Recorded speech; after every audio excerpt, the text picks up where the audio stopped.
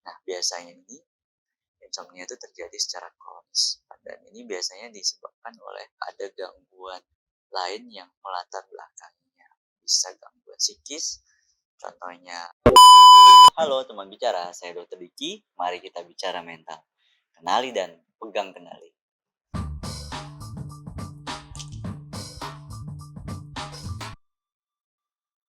Nah, di video sebelumnya kita sudah bahas tentang tidur. Dan di video kali ini kita akan bahas tentang gangguan tidur, terutama insomnia. Gangguan tidur itu ada banyak. Ada insomnia, ada parasomnia, ada nightmare, night terror, dan sebagainya. Nah, untuk kali ini kita akan membahas tentang insomnia karena keluhan insomnia ini yang paling sering didapatkan di klinis. Mungkin teman-teman juga paling familiar dan mungkin paling sering mengalaminya. Insomnia itu apa? Insomnia itu adalah kesulitan untuk memulai tidur dan mempertahankan tidur. Bisa juga termasuk bangun yang terlalu awal dan non-restorative sleep, atau merasa tidak segar saat pagi hari setelah bangun itu walaupun sudah tidur selama 7 jam lebih. Nah, terjadinya itu 3-4 kali per minggu, bertahan lebih dari 1 bulan, dan menyebabkan gangguan fungsi di siang hari. Misalnya seorang pelajar, jadi dia mengantuk di kelas, atau dia pegawai, dia jadi di kantor jadi mengantuk terus. Insomnia bila terjadi secara akut bisa disebabkan oleh suatu stres yang dapat diidentifikasi.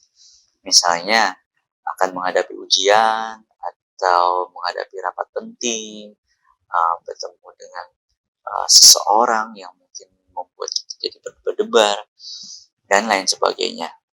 Nah, biasanya ini insomnia itu terjadi secara kronis, dan ini biasanya disebabkan oleh ada gangguan lain yang melatar belakangnya. Bisa gangguan psikis, contohnya depresi dan cemas. Bisa juga kondisi medisnya, misalnya stroke atau kondisi nyeri dan lain sebagainya.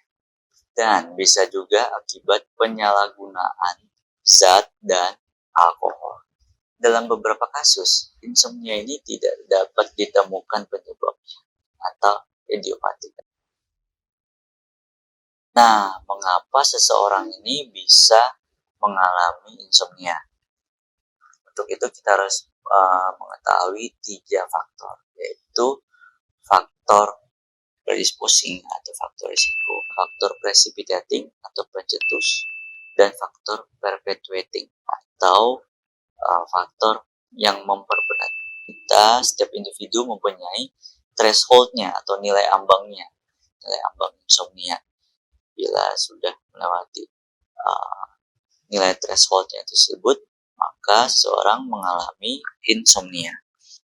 Nah, 3 faktor ini apa saja sih? Kita bisa lihat di tabel ini ya. Bisa dari faktor biologis, faktor lingkungan, atau psikologis. Nah, ini teman-teman bisa baca sendiri ya, faktor-faktornya apa saja. Nah, saat kita mempunyai faktor predisposing atau faktor risiko, belum tentu kita akan mengalami insomnia. Setelah ada faktor pencetusnya, kita akan mulai mengalami insomnia dan akan diperberat lagi bila kita mempunyai faktor-faktor yang memperberat.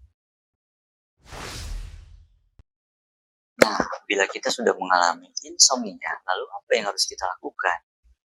Yang pertama, kita harus menentukan dulu apa penyebabnya. Apakah ada gangguan yang mendasarinya, baik itu dari gangguan psikis atau medis. Nah, selain itu, ada beberapa hal yang bisa kita lakukan untuk meningkatkan kualitas tidur kita, yaitu sleep hygiene. Banyak literatur yang membahas tentang sleep hygiene. Kalau teman-teman cari di internet, teman-teman bisa banyak mendapatkan tips-tips atau trik-trik untuk meningkatkan sleep hygiene atau meningkatkan kualitas tidur. Nah, di sini saya akan mencoba membagikan dari salah satu literatur Kalau teman-teman punya tips yang lain atau trik yang lain untuk meningkatkan sleep hygiene ini, teman-teman bisa sharing di bawah agar pengetahuan kita semakin bertambah. Di sini yang pertama, tidur dan bangun di waktu yang sama setiap hari. Jadi maksudnya bisa rutin. Yang kedua, bila tidak bisa jatuh tertidur, teman-teman bisa keluar dari kamar, bisa melakukan aktivitas yang menenangkan, misalnya membaca dan lain sebagainya. Berikutnya, bikin suasana kamar tidur yang nyaman, yang gelap, suhunya juga yang sesuai, dan tentu saja tidak berisik. Berikutnya, barang elektronik semuanya keluarkan dari kamar tidur. Berikutnya, gunakan tempat tidur hanya untuk tidur dan seks. Sorry, children.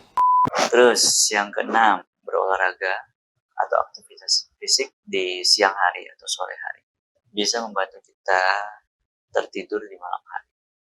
Berikutnya, teman-teman bisa mencatat atau membuat diary untuk mengetahui cara apa yang bisa membuat kita jadi lebih mudah tertidur. Nah, berikutnya, batasi paparan sinar dari elektronik di malam hari. Bisa menggunakan pada malam hari, tapi harus dimatikan sekitar 30 sampai 60 menit sebelum tidur. Berikutnya, lakukan rutinitas yang bikin kita menjadi rileks, jadi santai.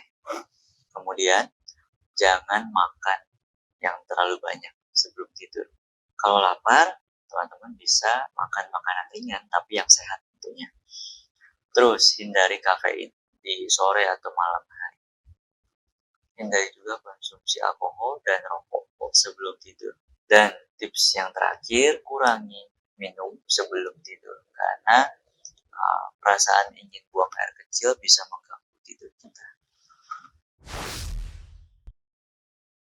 Oke teman-teman, terima kasih sudah nonton video ini.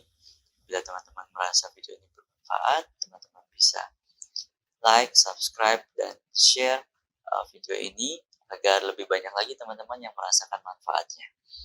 Video ini jauh dari sempurna.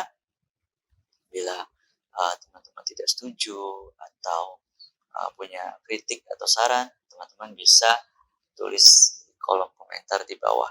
Dan jangan lupa stop stigma, hindari self-diagnosis, dan jangan tabu bicara mental.